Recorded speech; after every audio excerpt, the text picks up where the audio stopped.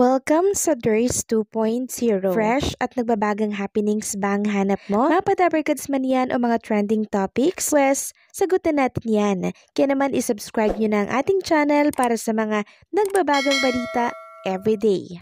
Welcome back again sa ating YouTube channel mga kadabarkads, and for today's video, ang pag-uusapan natin ay tungkol sa mga importanteng kaganapan sa loob at sa labas ng Itbulaga. At unahin nating pag-usapan ang tungkol dito sa naging announcement ni Bossing Vic Soto sa Itbulaga kanina. Hinihikayat niya pong magtulungan at magkaisa ang mga Dabarkads natin sa pagpapaabot ng tulong dito po sa mga nasalanta po ng bagyo. Nagbigay po siya ng QR code na pwede niyo pong i-scan para makapag-donate kayo sa mga kababayan po natin. At lahat po ng malilikom na yan mapupunta sa Alagang Kapatid Foundation para itulong sa mga kababayan natin. Maraming salamat po sa Itbulaga, sa TV5, sa Alagang Kapatid sa pagmamalasakit po nila sa mga kababayan natin na nasalanta po ng bagyo. At sa kabila nga po ng paninira ni Anjo Eliana sa Itbulaga, mistulang napahiya naman si Anjo sa mga pinagagagawa niya sa Dabarkads. Lalo na sa TBJ dahil isang napakasiyang Itbulaga po ang natunghayan natin kanina. Hindi natin makikita sa kanila na apektado sila, no? Bagkos napakasaya nila sa ganitong ganap. Sino ang pagtatawanan at nakakahiya? Si Anjo Eliana, dahil hindi naman siya pinapatulan ng Itbulaga or Dabarkads. Ganyan naman kasi dapat, di ba? Pag walang katotohanan, deadma lang. Pero ang nakakatuwa dito, nagkakaisa tayong Dabarkads para ipagtanggol ang IB at ang Itbulaga or ang Dabarkads. Sa katunayan niya, ilan na lang po ang mga defender ng TBJ. Yung iba nagpolitics na, kaya nakakatuwa lang na kahit up and down, nanatili po ang defender or pagsuporta sa Itbulaga. Samantalang next topic naman tayo, isa-isa pong inire-reveal or inilalabas ng mga page ang baho po ni Mr. Anjo Eliana. Una na dyan ang mga naging karelasyon niya po. Ayun nga dito, as per Jamie website, Anjo Eliana revealed he had a short relationship with Chris Aquino. In the past, he shared it in the blog of Snooki Serna. Na said romance only lasted for 3 weeks. Nagkaroon din po siya ng relasyon pala kay Lotlot De Leon and syempre kay Jackie Manzano, kay Cheryl Cruz and syempre kay Leila, a former host of Itbulaga and also part of the cast ng Encantadia taong 2005. At nitong nakaraan nga, ibinulgar din po ni Anjo Eliana na nakarelasyon niya din itong asawa po ni Jose Manalo ngayon. At isa siguro sa mga nakarelasyon ni Anjo Eliana, may alam po si Nanay Christy Permin dahil ahasan lang din daw ang usapan na mas matindi ang kanyang nalalaman. And speaking of Nanay Christy Permin, natalakay niya nga po sa kanyang blog na nakita niya nakasama na po ni Tito Soto yung abogado nito. Ang dami daw pwedeng isampa pala dito kay Anjo.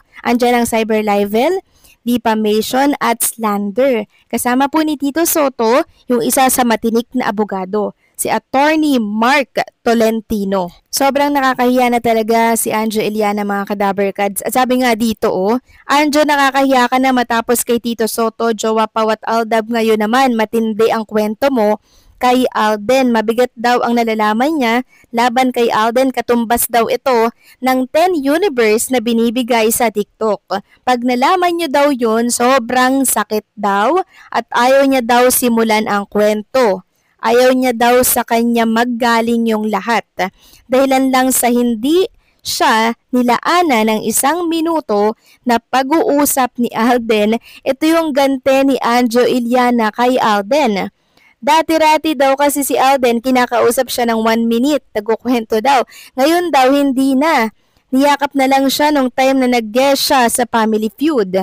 Tila daw baga lumalaki ng ulo ni Alden. Kinuwento ni Anjo na inutusan siya ni Miss Tubiera na kausapin si Maine at Alden. Inuna niya si Maine. Nag-uusap daw sila ng umabot na 3 oras. Nalasing daw siya sa sama ng loob dahil sa mga nalaman niya kay Maine Mendoza. Kay Alden naman, mas matindi daw ang alam niya kay Alden na ikakagulat ng lahat pag nalaman ninyo. At baka ikasira pa daw ng karir nito. So narito po yung tinig ni Anjo Eliana na sinabi niya talaga yan. Pakinggan po natin. Anjo, gawa mo ng paraan. Kailangan maging sila na pagbalik natin ng Pilipinas. Ganon? Di, alam naman ako kasi, pag boss na umuutos, di susunod.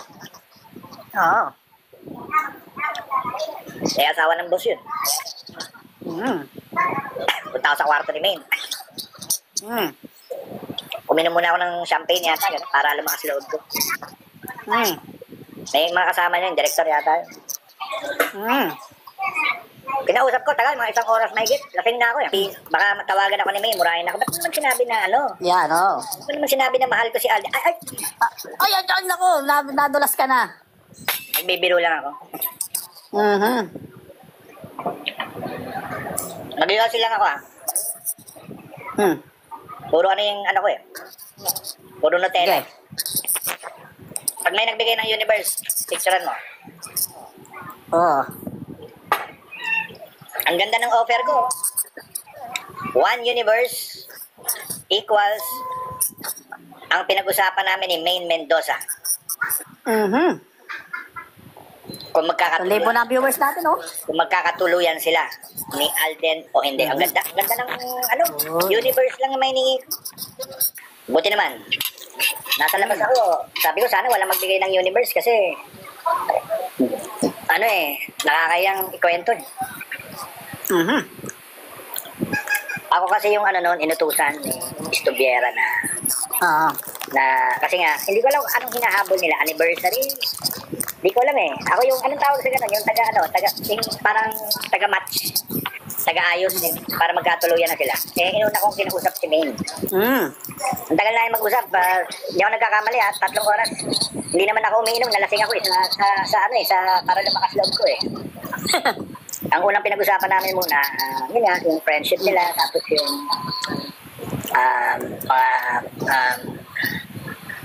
ayaw ko simulan, hindi ako titigil eh. Tsaka, ay 2,000 viewers na lang, naman nanonood, konti lang. Ganito na lang, sa Aldab fans, so usap-usap kayo, pag ready na kayo, mag-chip in kayo ng universe. Doon ko na kwento, mag-chip in na muna kayo ng universe. Yun, tama yun. Ngayon yung kay Alden, 10 universe ang halaga nun.